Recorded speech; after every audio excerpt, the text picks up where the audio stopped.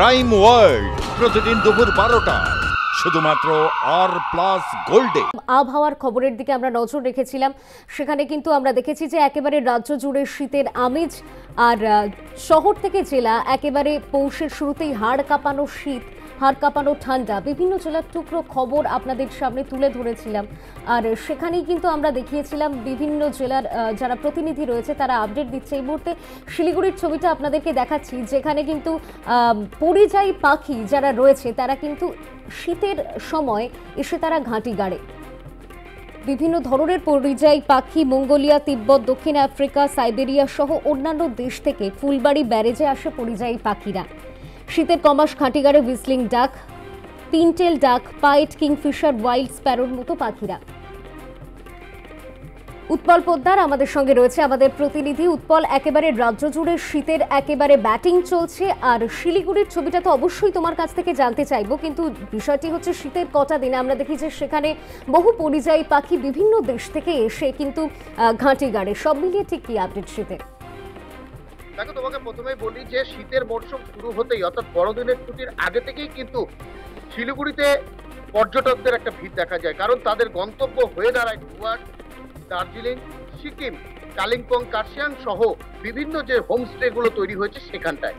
কিন্তু তার পাশাপাশি তারা যখন এই জায়গাগুলোতে ঘুরতে আসে, তার পাশাপাশি তারা কিন্তু আসে শিলিগুড়ির যে কাছে ফুলবাড়ি ব্যারেজ, সেই ব্যারেজে।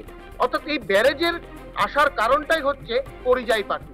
এখানে যে পরিযায়ী পাখিরা আসে সাইবেরিয়া, নাম্বোরিয়া এবং দক্ষিণ আফ্রিকা থেকে, এই বিলে কিন্তু তোমার পরিযায়ী পাখিরা আসে। আগে প্রায় 1000 প্রজাতির পাখি আসতো, সেটা ধীরে ধীরে দাঁড়ায় 100-তে। এখন বর্তমানে অর্থাৎ এই মরশুমে কিন্তু 20টি প্রজাতির পাখি এসেছে বলে আমরা কিন্তু জানতে পেরেছি পরিবেশবিদদের কাছ থেকে। মূলত কারণ যেটা হয়ে দাঁড়িয়েছে অতিরিক্ত মাত্রায় পরিবেশ দূষণ, এবং এর পাশাপাশি ফুলবাড়ি এলাকা দিয়ে যানবাহন চলাচলের জন্য তাদের যে শান্তি বিঘ্নিত হচ্ছে, সেই কারণেই কিন্তু মূলত পরিযায়ী পাখির সংখ্যা সেটা কিন্তু কমে চলেছে। আমি একবার দেখাতে বলবো আমার যে সহবন্ধু রয়েছে ফটোগ্রাফার, তাকে যে এই জায়গাটা আমরা দেখাচ্ছি, এখানে কিন্তু পরিযায়ী পাখিরা ভিড় করে থাকতো এই সময়টাতে, অর্থাৎ এই ডিসেম্বর মাসের প্রথম দিক থেকেই কিন্তু তোমার ভিড় করতো। এখন তোমাদের আমি একবার দেখানোর চেষ্টা করবো যে খুব সংখ্যায় কম, অর্থাৎ নেই বললেই চলে, নদী প্রায় ফাঁকা হয়ে রয়েছে, এবং কিছু কিছু পাখি দেখা যাচ্ছে, সেই পাখিগুলো কিন্তু অনেকটাই দূরে রয়েছে। সুতরাং এবার কিন্তু আশানুরূপ যে পাখিদের দেখতে পারবে পর্যটকরা, সেটা কিন্তু একটু বিমুখ হবে। এবং এর পাশাপাশি তোমাকে বলে রাখি যে ফুলবাড়ির ক্যানেল এখান থেকে প্রায় 100 মিটার দূরে, এবং সেখানেও কিন্তু পরিযায়ী পাখিদের একটা ভিড় আমরা লক্ষ্য করতাম।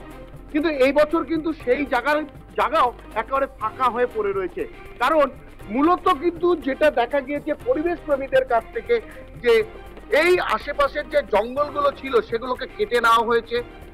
এই পরিযায়ী পাখিদের অর্থাৎ এই শীতের সময় মাছ ধরা নিষেধ ছিল, সেই মাছ ধরাও চলছে। পাশাপাশি প্রচুর পরিমাণে গাড়ি এই রাস্তা দিয়ে যাতায়াত করায় কিন্তু তোমার এই পাখির সংখ্যা দিন দিন কমতে চলেছে। এবং এর পাশাপাশি তোমার ফুলবাড়ি ব্যারেজ থেকে ঠিক এই পাশটায় হচ্ছে পোড়াঝাড়, এই পোড়াঝাড়ের দিকে কিন্তু পাখিরা চলে যাচ্ছে।